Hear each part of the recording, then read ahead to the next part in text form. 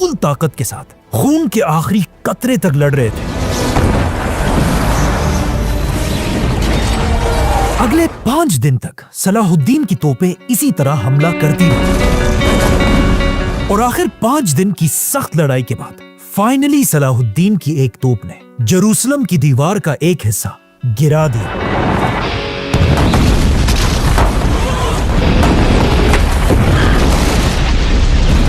اور اس دیوار کے گرتے ہی جروسلم کے اندر سب کو سمجھ آ گئی کہ اب صلاح الدین کو روکنا امپاسبل ہے۔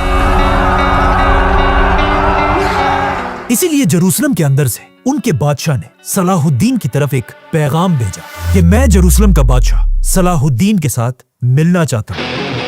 صلاح الدین نے یہ آفر ایکسپٹ کی اور ان دونوں لیڈرز کی میٹنگ شروع ہوئی۔ سب سے پہلے صلاح الدین نے بیلین سے پوچھا کہ بتاؤ تمہارا کیا ارادہ ہے؟ شہر کب ہمارے حوالے کرو گے؟ بیلین نے صلاح الدین کو کلیئرلی بتا دی کہ ہم جروسلم کو اتنی آسانی سے جانے نہیں دیں گے، بلکہ ہم سب اپنے خون کے آخری قطرے تک آپ سے لڑیں گے، اور اگر پھر بھی ہم نہ جیتے تو ہم اس پیغمبروں کے شہر جروسلم کو آگ لگا دیں گے، جس سے آپ کی مسجد اقصی بھی نہیں بچے گی۔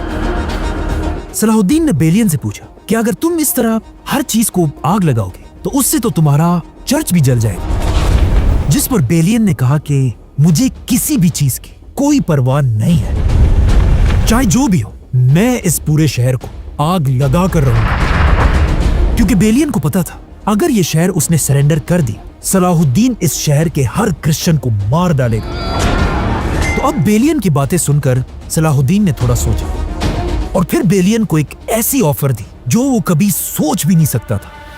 صلاح الدین نے بیلین سے کہا کہ میں جروسلم فتح کر کے اس کے اندر ہر کرسچن کو معاف کر دوں گا، جروسلم میں ہر چرچ کا اچھے سے خیال رکھوں گا، اور اگر کوئی بھی کرسچن جروسلم کو چھوڑ کر جانا چاہے وہ صرف تھوڑا سا ٹیکس دے کر جروسلم سے بغیر کسی خطرے کے جا سکے گا۔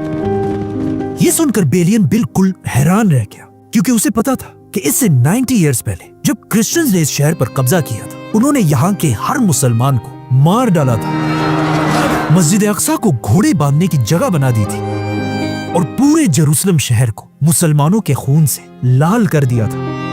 اور اب صلاح الدین وہ سب کچھ بھلا کر ہم سارے کرسچنز کو معاف کرنے کے لیے تیار ہے، اور آخر وہ بیلین جو اس سے پہلے جروسلم کو جلانے والا تھا، اب صلاح الدین کی باتیں سن کر اس نے صلاح الدین سے کہا کہ اگر آپ کی یہی آفر ہے تو پھر میں جروسلم آپ کے سامنے سرنڈر کرتا ہوں۔ Then under these terms I surrender Jerusalem. اسی کے ساتھ آخر 90 ایئرز بعد مسلمان دوبارہ جروسلم انٹر ہوئے۔ اس سے آگے جو ہوا وہ آلموسٹ ویسا ہی تھا کہ جب اس سے 500 سال پہلے رسول اللہ صلی اللہ علیہ وسلم صحابہ کے ساتھ مکہ کے شہر انٹر ہوئے تھے۔ آپ صلی اللہ علیہ وسلم نے مکہ فتح کر کے ان سارے لوگوں کو معاف کر دیا تھا جو بہت سالوں سے مسلمانوں پر ظلم کر رہے تھے۔ اس دن فتح مکہ کے بارے میں صلاح الدین نے بچپن سے پڑھا تھا، اسی لیے اب جب وہ مسلمانوں کو لے کر جروسلم انٹر ہوئے، صلاح الدین نے آپ صلی اللہ علیہ وسلم کی سنت کو فالو کرتے ہوئے جروسلم کے ہر کرسچن کو معاف کر دیا اور جروسلم کی ہر گلی میں اعلان کرائے کہ آپ سب معاف کر دیے گئے ہو۔ جس کے بعد صلاح الدین سیدھا مسجد اقصی کی طرف گیا اور مسجد اقصی کو صاف کر کے ادھر وہی ممبر رکھوایا جو اس سے بہت سال پہلے صلاح الدین کے ماسٹر نور الدین نے بنایا تھا۔ 90 سال بعد مسجد اقصی میں دوبارہ آذان دی گئی اور ایک بار پھر مسلمان صفوں میں کھڑے ہوئے اور سلطان صلاح الدین نے سب کو نماز پڑھائی۔ اب جب جروسلم آزاد ہو چکا تھا، آہستہ آہستہ کروسیڈرز تھوڑے سے پیسے دے کر اپنے آپ کو آزاد کرا رہے تھے اور پھر جروسلم چھوڑ کر جا رہے تھے، اور صلاح الدین بھی بہت سارے لوگوں کو بغیر پیسوں کے معاف کر رہا تھا۔ آہستہ آہستہ صلاح الدین نے اعلان کرایا کہ بوڑھے کرسچنز کو پیسے دینے کی کوئی ضرورت نہیں، بچوں کو بھی کوئی پیسے دینے کی ضرورت نہیں، اور پھر عورتوں کو بھی بغیر پیسوں کے آزاد کرنے لگا۔ یہ سب دیکھ کر صلاح الدین کے کچھ جنرلز بالکل بھی خوش نہیں تھے، आखिर सलाहुद्दीन के सामने बहुत सारे ऐसे जवान लड़के लाए गए जिन्होंने मुसलमानों के खिलाफ जंगें भी की थी, और इन लड़कों के पास अपने आप को आजाद करने के लिए कोई पैसा नहीं था।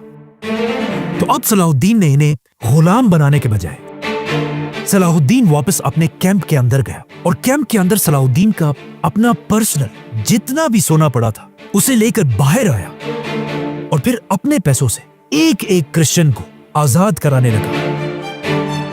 ये देखकर सलाहुद्दीन का भाई भी अपना सोना लेकर आया, और उसने 1000 क्रिश्चियंस को आजाद किया। आगे जाकर इन्हीं क्रिश्चियंस ने सलाहुद्दीन की ये बातें पूरी यूरोप में फैलाई, जिसकी वजह से आज तक पूरा यूरोप सलाहुद्दीन को एक हीरो मानता है। Saladin, protect the Christian churches. And Saladin goes, I don't care. We're not massacred. They are. They do this. We don't. और सिर्फ यही नहीं, बल्कि कहा जाता है एक टाइम ऐसा भी था कि सलाहुद्दीन एक क्रिश्चियन औरत के बच्चे को ढूंढने के लिए जेरूसलम के बाजारों में खुद फिर रहा था।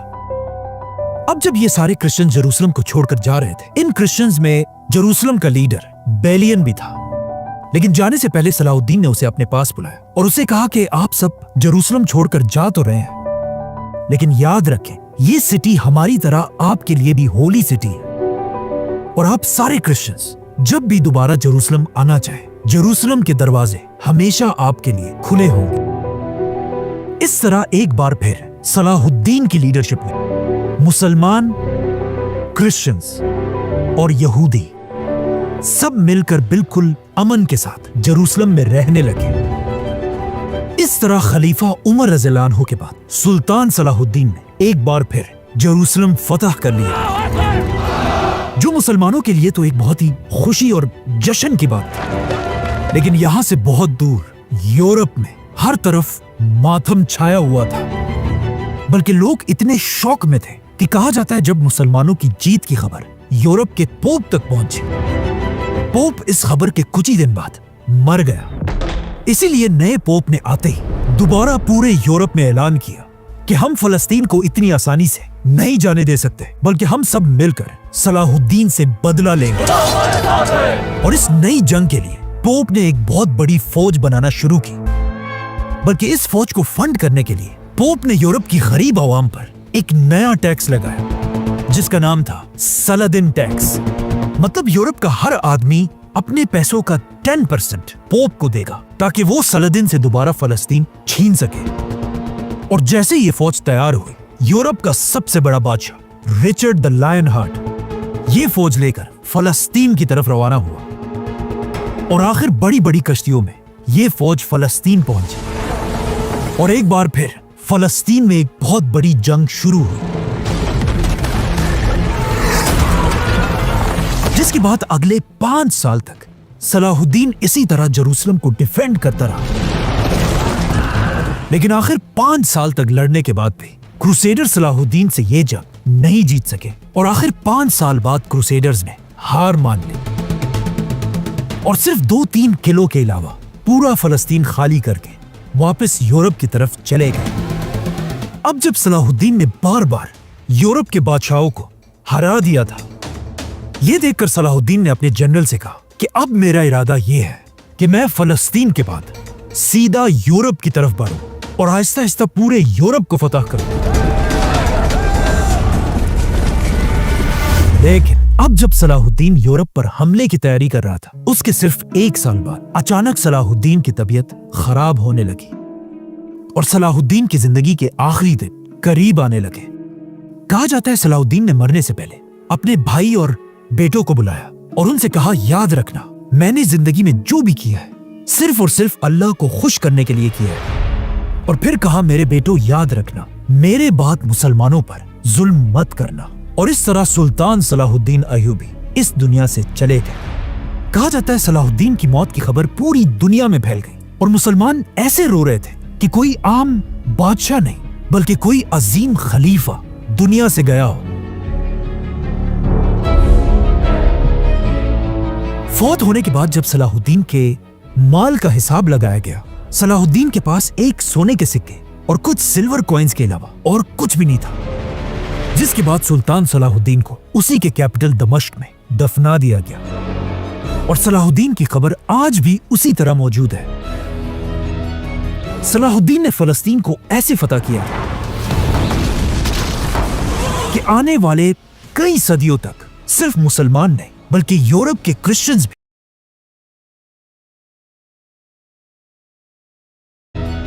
सलाहुद्दीन ने फलस्तीन को ऐसे फतह किया कि आने वाले कई सदियों तक सिर्फ मुसलमान नहीं बल्कि यूरोप के क्रिश्चियंस भी सलाहुद्दीन को एक हीरो मानते थे। और खलीफा उमर रज़ियल्लाहु अन्हु के बाद अब सलाहुद्दीन ने फलस्तीन ऐसे फतह किया था कि अगले 700 ईयर्स तक कोई भी मुसलमानों से दोबारा फलस्तीन नहीं छीन सका। लेकिन आखिर 700 साल बाद जब फलस्तीन पर उस्मानिया खिलाफत का राज था,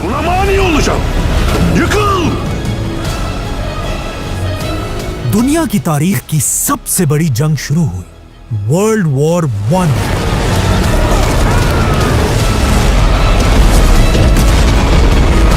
इस वर्ल्ड वॉर में उस्मानिया खिलाफत ने उस जमाने की एक सुपर पावर जर्मनी का साथ दिया और दोनों साथ मिलकर जंग लड़ रहे थे।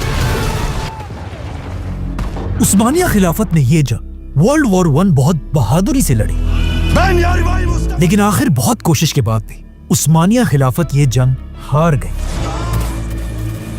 और आहिस्ता आहिस्ता उस्मानिया खिलाफत टूटने लगी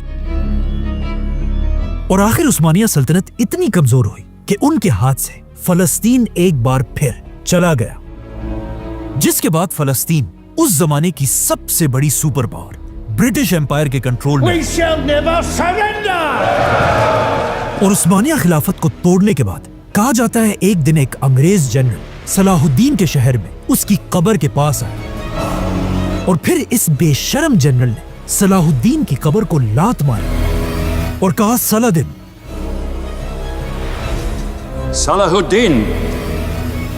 we are back.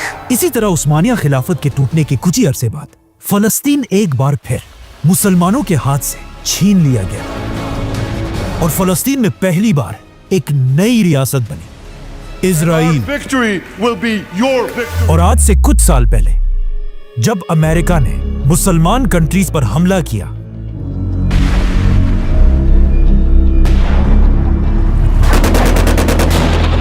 उस वक्त के अमेरिकन प्रेसिडेंट जॉर्ज बुश ने What if the guy threw a shoe at इस नई जंग को भी उसी तरह एक क्रूसेड का नाम दिया। this crusade, this war on terrorism? पिछली बार जब फलस्तीन मुसलमानों से छीना गया था, उसे फिर 90 इयर्स बाद सुल्तान सलाहुद्दीन ने दोबारा फतह किया था। इस बार फलस्तीन के जाने के ऑलमोस्ट 80 इयर्स पूरे हो चुके हैं। हो सकता है आज हम इतने कमजोर हैं कि हम अपना पुराना रिकॉर्ड भी तोड़ दें। और या हो सकता है ऐसा ना हो, क्योंकि क्या पता आज भी एक सलाहुद्दीन पैदा हो चुका है। जो भी हो, एक बात क्लियर है, सारी दुनिया के मुसलमानों की नजरें उसी आदमी की तलाश में है जो खलीफा उमर बिन खत्ताब रज़ियल्लाहु अन्हु और सुल्तान सलाहुद्दीन अय्यूबी के बाद एक बार फिर मुसलमानों के लिए फलस्तीन फतह करेगा। सब्सक्राइब।